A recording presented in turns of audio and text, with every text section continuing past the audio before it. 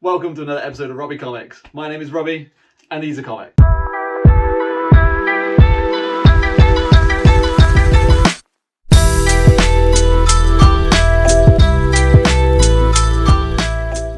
Okay, so today I've got another video for you guys. Today we are looking at my personal top 5 comic book stories of all time so far. I've got a great list for you guys. Let me know what you think in the comments down below, and let me know what your top 5 are as well. I'd love to get some recommendations and see what you guys are reading. So today at the number 5 spot we have V for Vendetta. So this is actually a British graphic novel written by Alan Moore, illustrated by David Lloyd. This was initially published back or between 82 and 85 in like a black and white ongoing serial in a British anthology called Warrior. It was actually then completed in, I think it was 88 or 89, and then condensed down into a 10-issue limited series published by DC. And then at some point Vertigo got their hands on it, so that's why I've got the Vertigo graphic novel here. For those of you that don't know, this comic story follows a character and a protagonist by the name of V, who's kind of like this anarchist revolutionary, and most of you will know that he's the guy who basically dresses up like Guy Fawkes, essentially. So he kind of like takes on that persona. Basically, it's his story of revenge. He tries to kill all the people that were involved with his kidnapping and I guess his torture, as he was taken to this kind of like medical research facility and had experiments done on him. So it's kind of like his story of getting revenge on those involved, as well as essentially taking down Parliament and taking down government, and kind of spreading awareness of the lies and the kind of like hidden agendas that the government has, at least in this story anyway. And all of that is also whilst inspiring a young woman called, I think it's Evie. She kind of eventually becomes his protege, his sort of Padawan, if you will. Great book, very classic. Again, I don't think there's anyone alive who doesn't know the V for Vendetta, at least, you know, with the whole Guy Fawkes mask thing. You see them, if you ever go to a Comic-Con, there'll always be a few running around.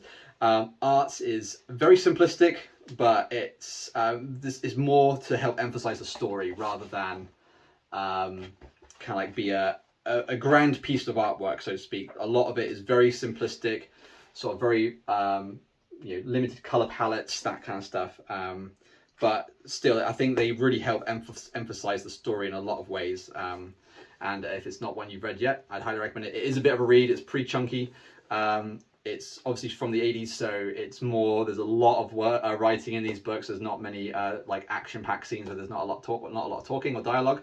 But it's a phenomenal read. Okay, coming in at number 4, we have The Crow. Series and character created by James O'Barr. I kind of did a little bit of research on this. I didn't know this until I just did this video, but apparently this was a way for him, or for James, to deal with the death of his fiancée behind the hands of a drunk driver. So a little bit of a sad story there, but it is a phenomenal book. It was first published by Caliber Comics back in '89. And then as some of you might already know this from the film, but it was also later adapted as a film, which had a brilliant actor. So sad for this character, or for this actor, to have passed away during the making of this film. That was made in '94. So the story pretty much follows this character called Eric and his wife or fiancée Shelley. Unfortunately, their car breaks down. The story starts with their car breaking down at the side of the road.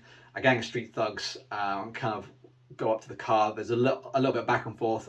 Eric ends up getting shot in the head, which kind of like leaves him paralyzed, but he's fully aware of what's happening. And then the street gang then proceeds to beat, rape, and then eventually kill Shelley. Shelley dies there and then. Eric is then taken to a hospital where he then later dies. And the majority of the story then is kind of like a cross between, well, it's kind of like a mix of his resurrection. So he gets resurrected by a crow, probably some kind of like mystical crow, but in the comic it's kind of just depicted as this crow. He's resurrected and he seeks vengeance on those that killed his fiancée. There's a lot of back and forth in terms of the way the story is written, because when he's not out seeking vengeance on those that killed him and his fiancée, he's actually residing within the house that they used to live in, and it kind of like there's a lot of beautiful artwork in here of him kind of like reliving memories of him and Shelley. And he kind of goes down the process of he's kind of like remembering and then gets like really aggravated by it, and like really, so it's very emotional, this this story. And there's some scenes where he kind of like he practices like cutting himself. So it's a pretty brutal comic, I have to say. I actually read this as in my late teens, early 20s, and I was very taken aback by the comic. But the artwork is phenomenal. So you go through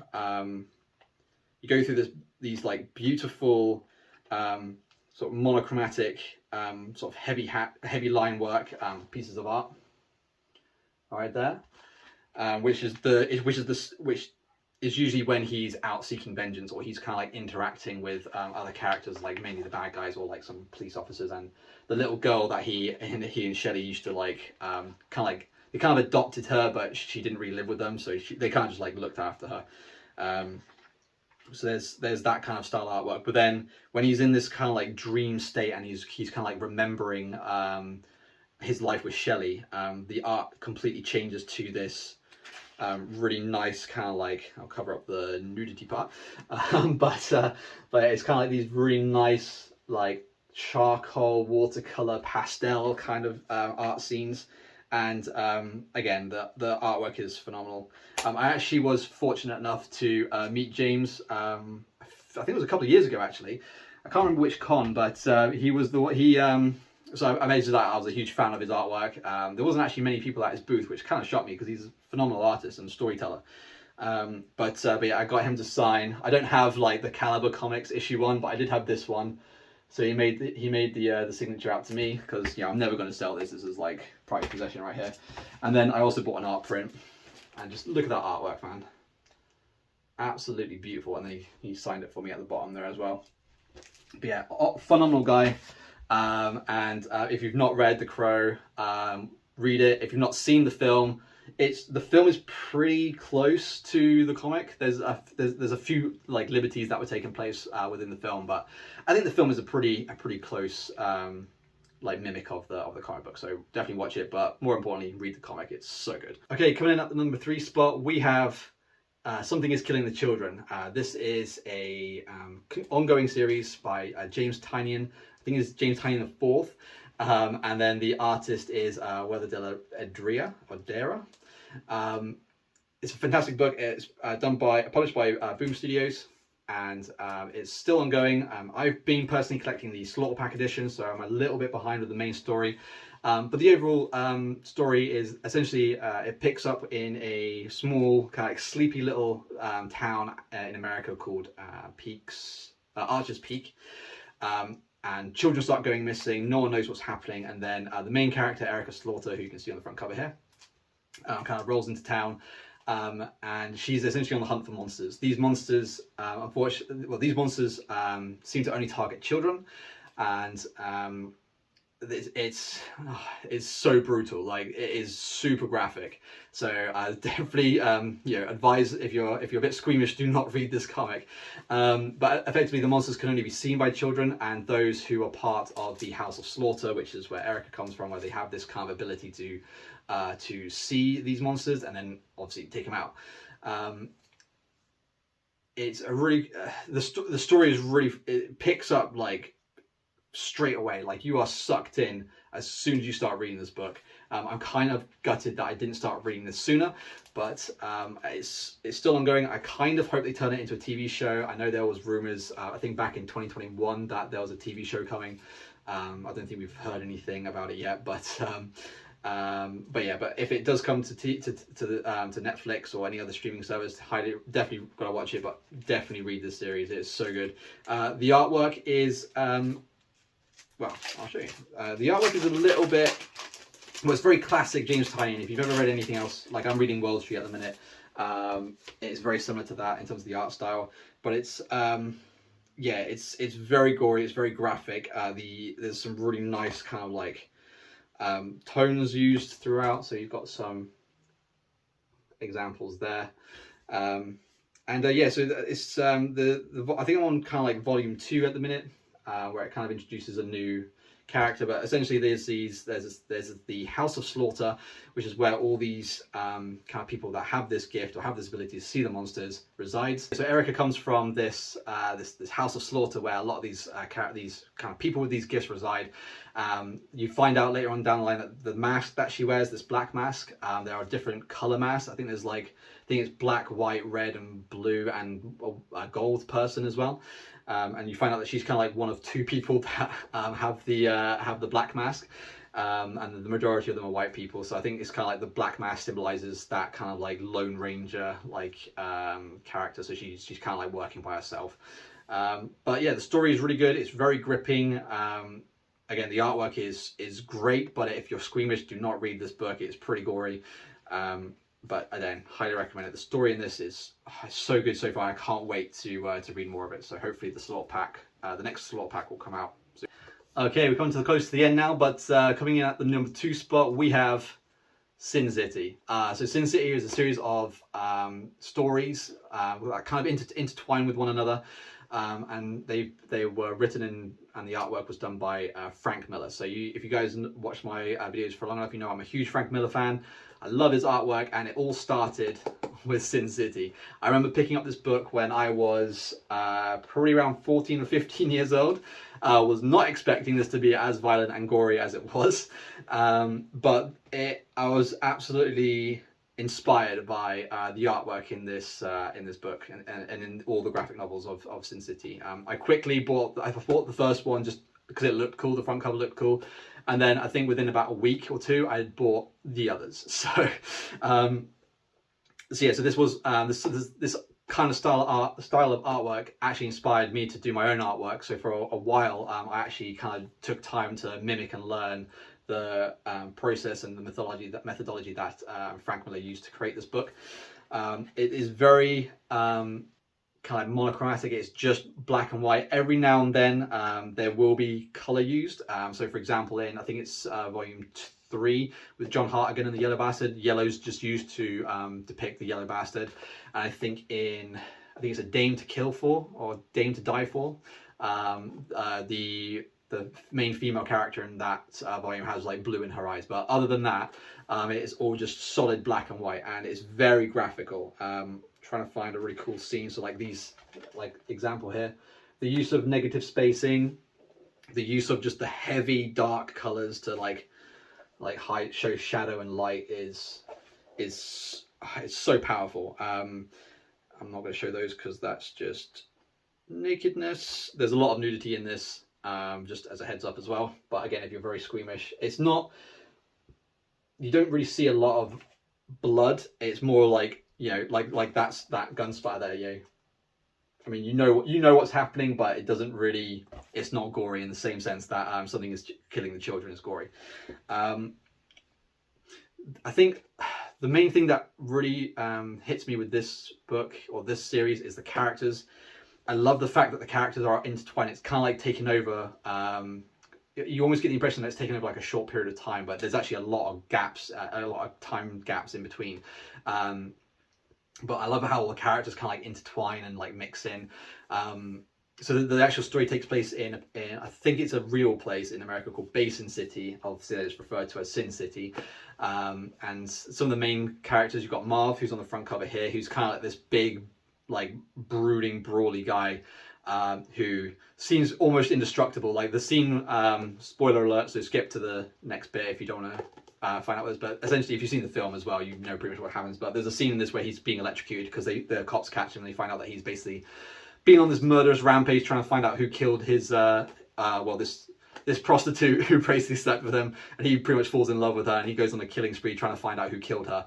And there's a scene where at the end where he's being electrocuted, he gets electrocuted once, and then he kind of like wakes back up again. He's like, "Is that the best you got, you pussies?" or something to that effect. And then they electrocute him again, but he gets shot multiple times. He gets stabbed, and he's just an absolute brute of a character. He's obviously a little bit unhinged as well. He kind of like takes murdering these people in his stride. I think there's a line where he says, Like, he doesn't feel bad for killing these people because they're just kind of like mugs and thugs and horrible people anyway, so he doesn't have any guilt around it. So but one of my the other characters that are in the story, you've got Dwight McCarthy, you've got Nancy Callahan, who's if you've got the graphic novels, she's featured on the spine. And she has a cool tie-in with one of my favorite characters, John Hartigan, who's in Volume 3 with the Yellow Bastard. He's kind of like this cop character. You've got Gail, who's also the head of Old Town, which is essentially where all the prostitutes live. And then you've got Miho, who's kind of like this absolute badass assassin. But all the characters, there is so much character development there. When you're reading this comic, you know who these characters are. Like at no point do you kind of think, oh, you know, what was this person like as a kid, or, you know, what are their ambitions in life. Like, a lot of them are just living their life, and over this like space of time that just shit goes wrong. Like in I think the one that features Dwight McCarthy, he's in he's actually in two of the two. He actually features twice in two separate volumes, and in one of them, he like the girls in Old Town essentially kill a cop, and he's trying to help like cover it up, and then it like spirals out of control, and it's just absolutely crazy.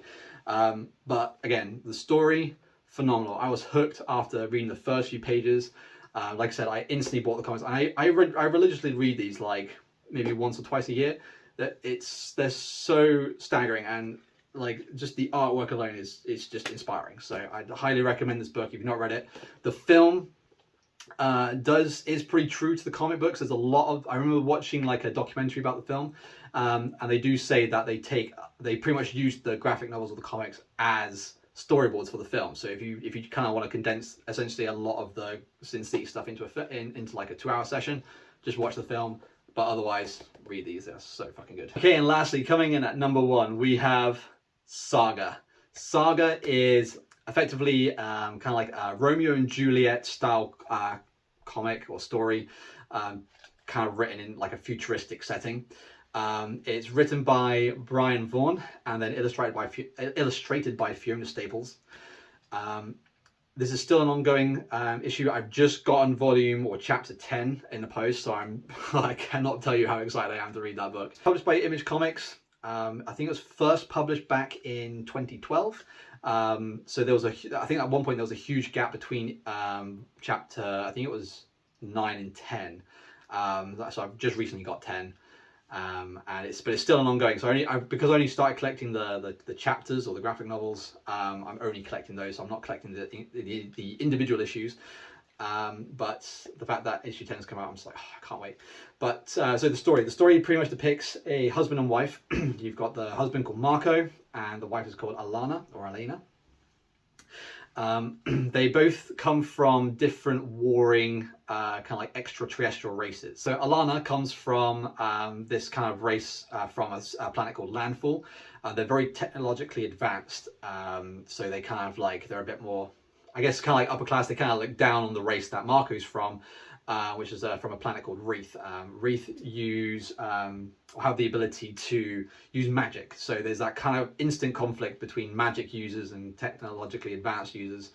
And essentially it follows, because they're in love. The first few pages of this is essentially Alana giving birth to their daughter Hazel, who's obviously a hybrid between the two. There's obviously a